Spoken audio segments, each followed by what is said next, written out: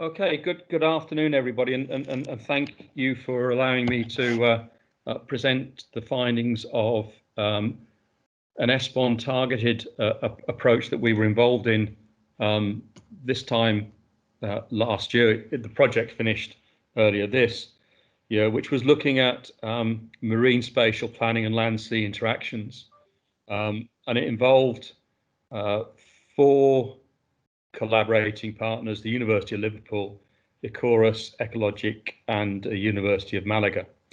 And this is a presentation that is being put forward by myself and Sue Kidd, who has now retired from the University of Liverpool. So we were the lead partners, and it proved to be quite an interesting project. And I think it will hopefully help with some of the discussions and debates, because one of the themes that we looked at was cruise tourism, and I think one of the messages to get across to you is actually it's quite important to think about the spatial effects and the spatial implications of what some of these activities have in terms of place and space, and that when it comes to marine and territorial planning. So the next slide, please, Clara. This is the basic structure of what I want to talk about. What are the main challenges of MSP in dealing with LSI in land-sea interaction? Our understanding of what LSI might be, and our specific. Sorry, I'm just switching my email. Our specific understanding of LSI practice with specific reference to cruise tourism. I think the next presentation will be quite an interesting one in terms of looking at the broader agendas of broader aspects of cruise tourism at a macroeconomic perspective. And I think we're all very familiar with the benefits that cruise tourism are said to bring in terms of economic growth, jobs. But one of the things I think that this approach starts to unpick is to start to think about who are the key actors, where are they located, what role does spatial planning, marine planning, land use planning have in shaping those agendas, and in a sense, where are the costs and benefits associated with cruise tourism actually felt. So this is partly about method, but it's also got some fairly specific responses as well. And then finally, some broad policy recommendations. So what are the main challenges for marine spatial planning in dealing with land-sea interaction, which was kind of the thing that we had to deal with? Next slide, please. So the MSP directive dating from 2014 suggests that marine spatial plans should be established by March of next year, and that they should take into account land-sea interactions. And I think it raised some very interesting questions to us as to what was MSP all about, what was the governance in relation to MSP, and equally whether MSP should be seen as being more of a process rather than a product, and what would the plans actually produce. So there were some big questions to be raised, and I think cruise tourism, as we know it, starts to be an interesting story to unpick. Next slide, please. So the aim of the project, stakeholders, planning processes through the coordinated, comparable and systematic acquisition and analysis of both marine and terrestrial data and information at the European, regional and sub-regional level. And I think one of the things I would say to you is that this is a not necessarily a prescriptive way of doing it. It's more of an approach and more of a method which can be used and utilized in a whole variety of different ways in different places in relation to MSP and how MSP is being orientated. But the key objectives were to define and operationalize consideration of land-sea interactions for the purposes of the European territorial planning. And by that, and I'll tell you a little bit more about what I mean by territorial planning, we're including MSP and terrestrial planning. So in our definition of territorial planning, we're seeing planning as being the space that the nation state actually has some jurisdictional control over. And one of the interesting questions for me is that terrestrial planning, land use planning, spatial planning on the land has probably a much longer history and tradition than MSP in many parts of the European space. We wanted to establish the main impacts on the land of key maritime activities. And I think it's very interesting to then start to ask questions about what does MSP actually do, and is MSP more of a process rather than a product, especially when you start to realise that most marine activities have an impact on the land, and most of the development activities actually take place on land space and is therefore part of the terrestrial planning activity. And then we wanted to derive lessons from existing practices and approaches in managing land-sea interaction in response to MSP. And that leads to good guidelines for LSI in what we describe as territorial planning. It was an 18-month project. There's an enormous amount of work that went into it. I realise I've got a relatively short period of time, and I realise that I'm rushing a little bit, and I hope you will bear with me in terms of the way this presentation is working out. Oops, Clara, sorry, I was trying to move it forward and I'd forgotten you had taken over. We need to go on one. So the overall research concept, which in a sense I've tried to outline a little bit earlier, is that why don't we start to think about planning in the national territory as in terms of one space planning. And in some places, this is already starting to emerge in terms of the way that the governance arrangements are working out. And I think we would see, or we would suggest that we're talking about territorial planning as an integration between terrestrial or land use planning and marine planning as the other on the other hand. And they shouldn't be seen as being separate entities, but part of an integrated whole. And in terms of this project, we feel that the critical dimensions of LSI, of land-sea interaction, really impact themselves most significantly in the coastal areas and coastal strips, because that's where the interactions actually take place. And it's how do we manage those processes in a more integrated and holistic manner. Next slide, please. I think what we did, and our starting point, and remembering these things are very, very complicated and contested, is our first starting point was to focus in on what the LSI issues, the land-sea interaction issues, were of particular relevance to a particular jurisdictional area at a particular moment in time. So there are a huge number of LSI issues, but I think it's important that there's some process that the governance arrangements go through to define what are the critical issues that you want to take into account. So you need to prioritize, and some issues are more important than others. And you are focusing those LSI issues in relation to what's going on in your own particular patch. We then would recommend that you define an LSI core area, which includes both the marine and the land area. That might be according to local governments, it might be according to regional governments.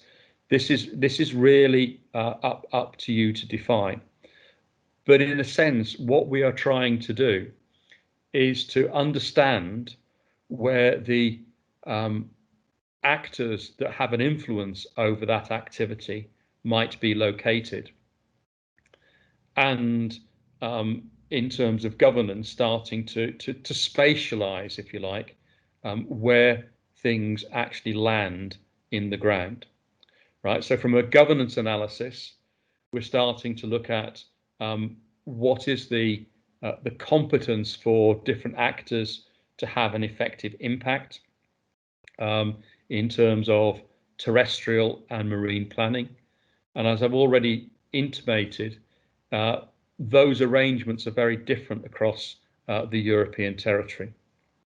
In terms of the value chain analysis, I think it's quite important to try and spatialize where the value chain of particular goods and services and who the actors are, because they might not necessarily be the key actors that have an influence over a particular competence. And by looking at a governance analysis and a value chain analysis, you might come forward with some good recommendations for how you deal with land-sea interaction, not just from an MSP point of view, but from this broader conceptualization of territorial planning. Next slide, please. So these are the five case study areas. It was a targeted analysis that we undertook, and there are, as you can see, that in relation to today's event, two of our case study areas were based in the Adriatic, in Croatia and Slovenia. Two were in the Baltic. One was in the North Sea.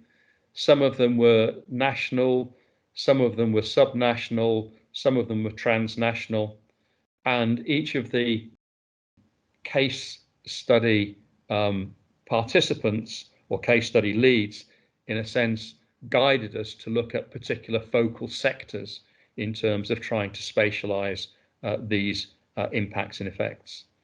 And in terms of both Croatia and Slovenia, we were looking at coastal tourism, within which cruise tourism was an important and significant aspect. Next slide, please. So now we get to understanding LSI, and it is complicated, and thinking about spatializing becomes quite important. I don't want to dwell too much on this map, but the key thing I think I would say is that if we start to look at broad catchments, then it's not just the coastal strips that actually connect to the seas. We have to look at the water management catchment areas of the main rivers and think about their flows into the seas, because this might be quite important in terms of how do you start to affect issues of pollution. And so land-sea interaction can be much broader than the coastal strip. And this idea of thinking beyond the coastal strip, I think, becomes important in terms of the way that if we want to really address land-sea interaction, that spatialization of thinking starts to become very important. Next slide, please. In terms of governance arrangements, this slide, again, it's quite complicated, but there are a range of different types of social economic activity which might lead to opportunities and risks when it comes to dealing with land-sea interactions. And I think, you know, each area that is undertaking an MSP needs to be selective in terms of what are the key issues and what are the key agendas that needs to be addressed throughout this process. And then it's a matter of thinking about what are the governmental arrangements in terms of local, national, and transnational governmental perspectives, but also think about what are where are the key stakeholders located, and what influence are they actually going to be having on some of the key issues and agendas that you might be talking with. Next slide, please. And then finally, when it comes to some form of value chain analysis, let's start to try and spatialize where the impacts of the value chains might be, both in terms of understanding who the key actors are that you need to be talking to when it comes to thinking about what the positive and negative aspects of particular activities might be. Because very often what we find is that the benefits of a particular activity are felt very far away from the coast. So one of the things that we did, for example, in Gdansk Bay, was we looked at wind farm production, and there the tourism community felt that offshore wind was causing harm to their activities, particularly when the energy was going onshore and into the centre of Germany. And so that these tensions very much came to the fore. But it's trying to understand and unpick who are the winners and losers, and engaging in an effective process of dialogue and communication. And I think it's important also to remember that the plan in itself is not the end of the process.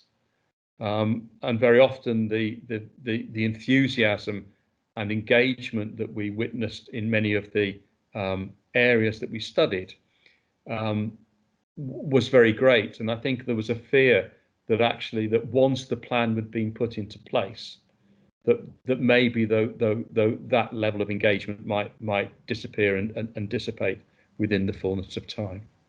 Next slide, please. So let's look at LSI in practice, and in this case, particularly in relation to cruise tourism. And I'm sure, and I'm aware that time is slipping by, but these are just a couple of maps in terms of the findings that we had and the discussions that we were having in relation to cruise tourism, particularly Adriatic.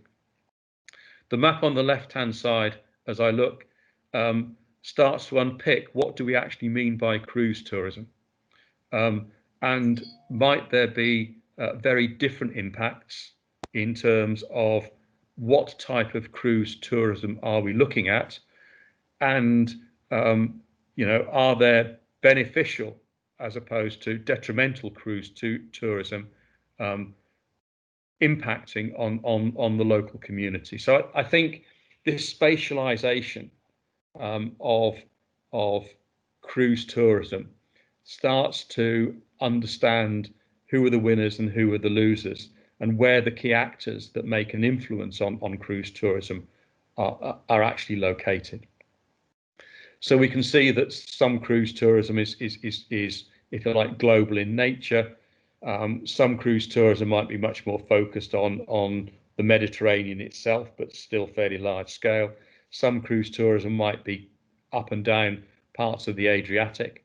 And so it's quite important to understand who are the key actors which make an influence. So we heard quite a lot of discussion about the fact that cruise tourism in Dubrovnik, for example, was reaching saturation point, and actually the cruise tourists were probably starting to have a detrimental effect on the so if I say the normal tourist or the land-based tourists who would stay for a considerable period of time and spend quite a lot of money, they were finding, or there was discussion that being had that was perhaps suggesting that big cruise tourism was actually bringing relatively little benefit to the local community, and maybe it was starting to have a damaging effect. This may start to have an impact in terms of what does Dubrovnik want to do in terms of building back in the post-COVID era.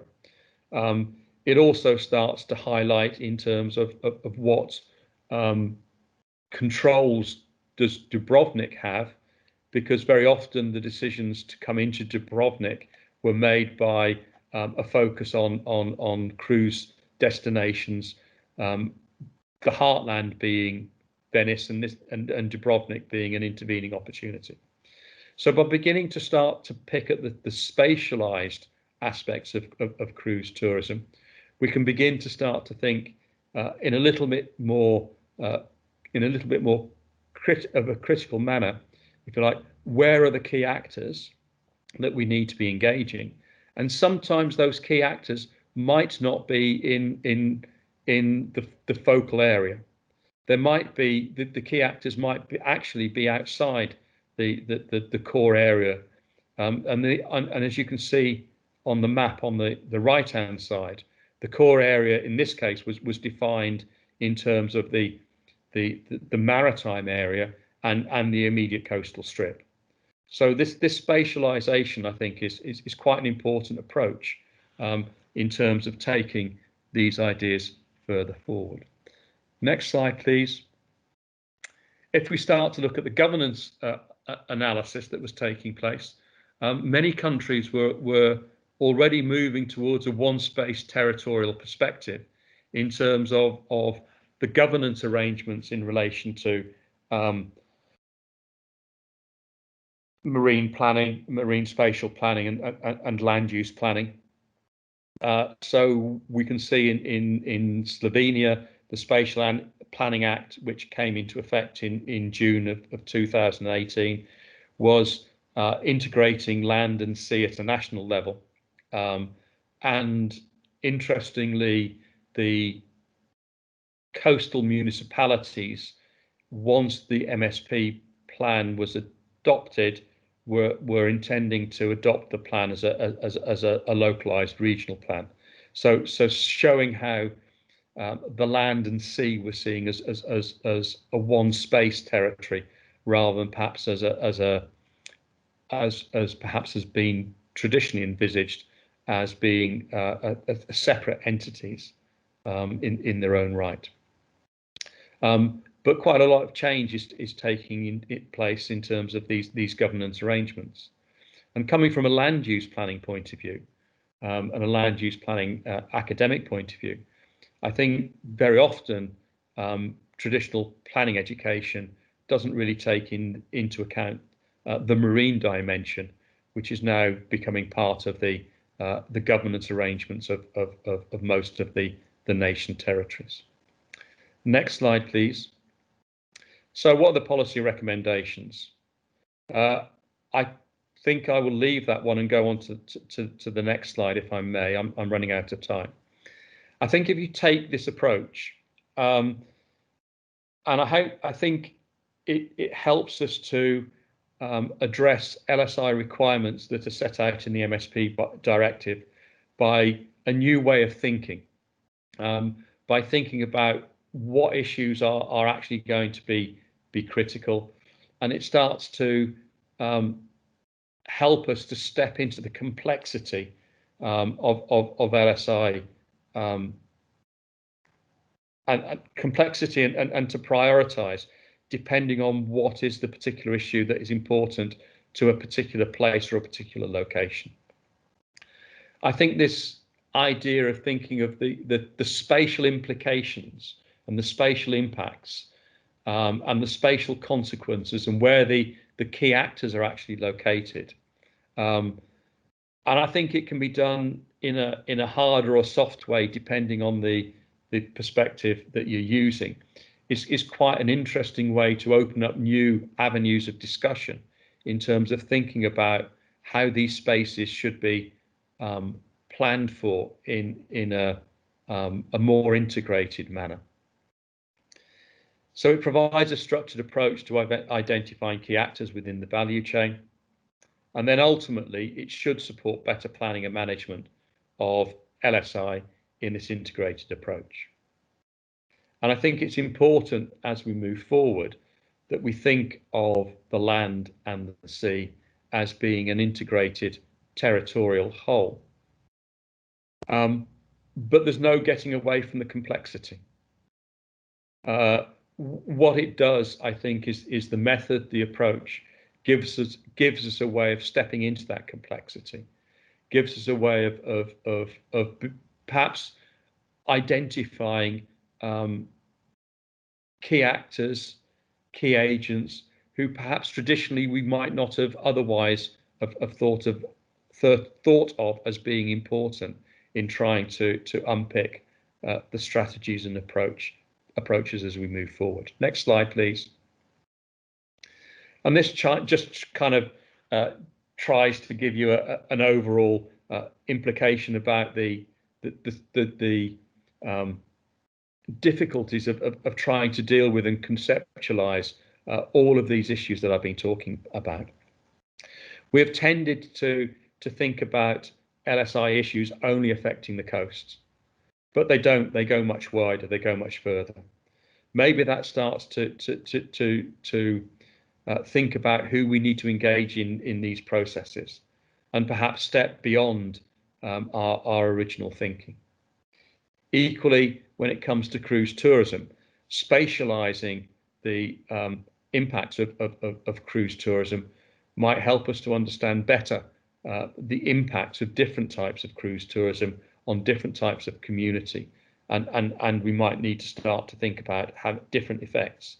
Maybe it's charging the big cruise tourisms a more realistic charge for coming ashore in particular places. I don't know. Maybe it's getting beyond land use planning per se, to areas of more governance. But I think it gives us an opportunity to start to explore those discussions and debates. And with that, I haven't seen any red cards, but I'm quite sure I've gone well beyond my time. I will close it there and happily take any questions later on.